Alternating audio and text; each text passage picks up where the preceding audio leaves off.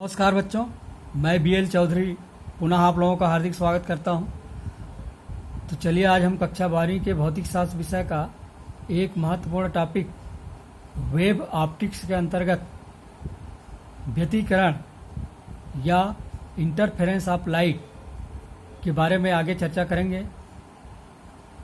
तो इसके पहले हमने व्यतिकरण के दो प्रकारों का वर्णन किया था, संपोषी व्यतिकरण और विनाशी व्यतिकरण। अब हम व्यतिकरण को एक और तरीके से वर्गीकृत करेंगे कि व्यतिकरण कैसे प्राप्त करते हैं। तो इस हिसाब से व्यतिकरण दो प्रकार के होते हैं, एक तरंगाग्र के विभाजन द्वारा by division of wave front और दूसरा आयाम के विभाजन द्वारा बाई डिवीजन ऑफ एम्पलीट्यूड। तो तरंगाग्र के विभाजन द्वारा जो व्यतिकरण प्रतिरूप प्राप्त किया जाता है उसमें है यंग के द्विस्लिट प्रयोग, जिसकी चर्चा हम आगे करेंगे। इसमें एक स्लिट से प्राप्त प्रकाश को पुनः दो स्लिटों से गुजारकर दो प्रकाश स्रोत प्राप्त किए जाते हैं। दूसरा है अपवर्तन द्वारा फ्रेनेल के द्विप्रिज्म में। इसमें भी प्रिज्म के द्वारा प्रकाश किरण को दो भागों में डिवाइड किया जाता है और उनके परस्पर अध्यारोपण से व्यतिकरण फिल्म प्राप्त किया जाता है। परावर्तन द्वारा फ्रेनेल के द्विक दर्पण में अथवा लायट के दर्पण में।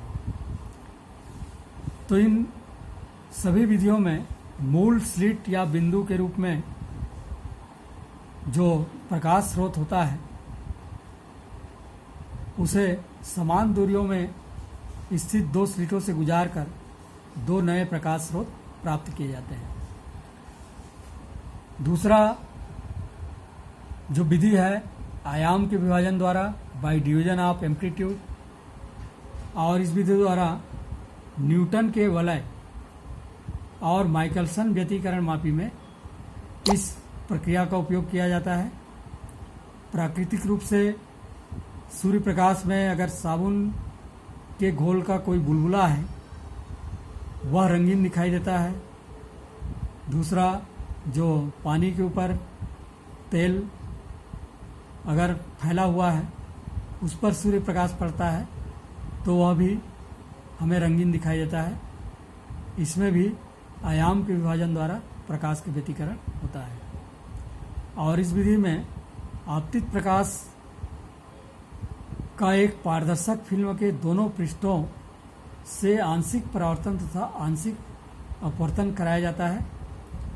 और इस प्रकार आंशिक परावर्तित प्रकाश और जो पारगमित प्रकाश की किरणें हैं इनके अध्यारोपण से प्रकाश का व्यतिकरण होता है और जिससे ये जो पतली फिल्में हैं ये रंगीन दिखाई देती हैं। सन 1801 में अंग्रेज वैज्ञानिक थॉमस यंग ने अपने द्विस्लिट प्रयोग से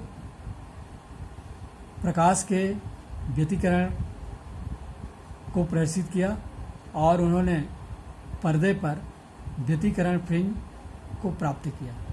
तो इसकी जो प्रायोगिक व्यवस्था है वो आप देख रहे हैं। एक वर्णी प्रकाश स्रोत है, इसको पहले स्लिट एस से गुजारा जाता है और स्लिट एस से बराबर दूरी पर S1 और S2 दो अन्य स्लिटें होती हैं। हाइगेंस के द्वितीयक तरीका सिद्धांत के अनुसार ये दोनों स्लिट दो प्रकाश स्रोत की तरह कार्य करते हैं और आपस में व्यतिकरण करते हैं, जिसे आप पर्दे पर व्यतिकरण फिल्म के रूप में आप देखते हैं। इसको थोड़ा और समझें कि किस प्रकार पर्दे पर व्यतिकरण फिल्म प्राप्त होता है। तो ये स्लिट एस यहाँ पे देख रहे हैं, आगे दो स्लिट हैं बराबर दूरी पर S1 S2, और यहाँ से दो तरंगें द्वितीयक तरंगिकाएँ उत्सर्जित होती हैं। जो शीर्ष और गर्त के रूप में माध्यम में आगे बढ़ते हैं। आगे एक सवाई पर्दा है। इस पर्दे के जिन बिंदुओं पर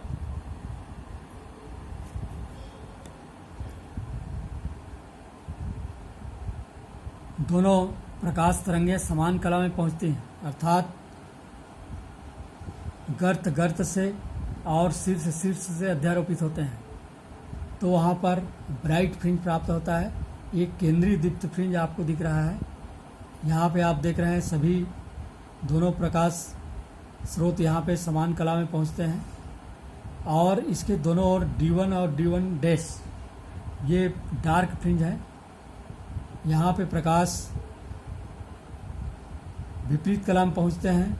एक तरंग का शीर्ष दूसरे तरंग के गर्त से अध्यारोपित होते हैं।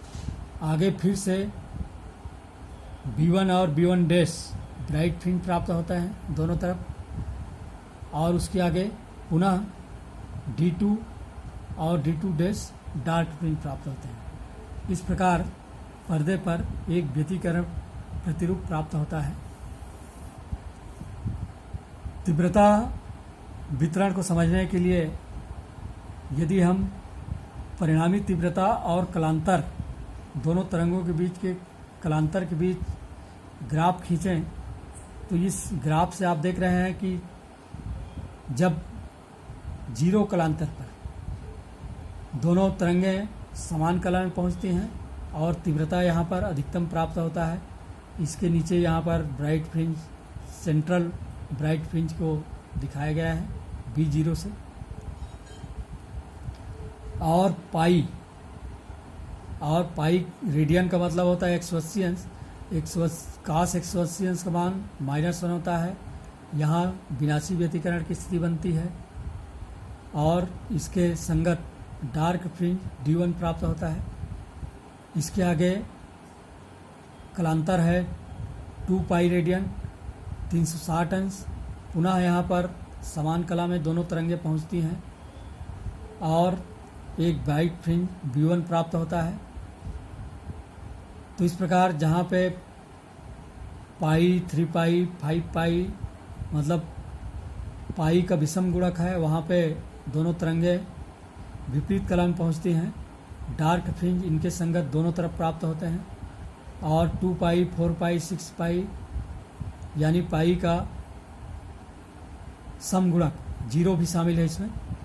यहाँ पर दोनों तरंगें समान कला में पहुँचती हैं और इसके संगत ब्राइट फ्रिंज इस प्रकार से प्राप्त होते हैं। तो ये व्यतिकरण फ्रिंज प्राप्त होता है इस प्रकार से।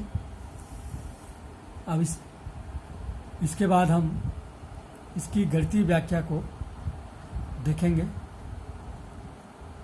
धन्यवाद।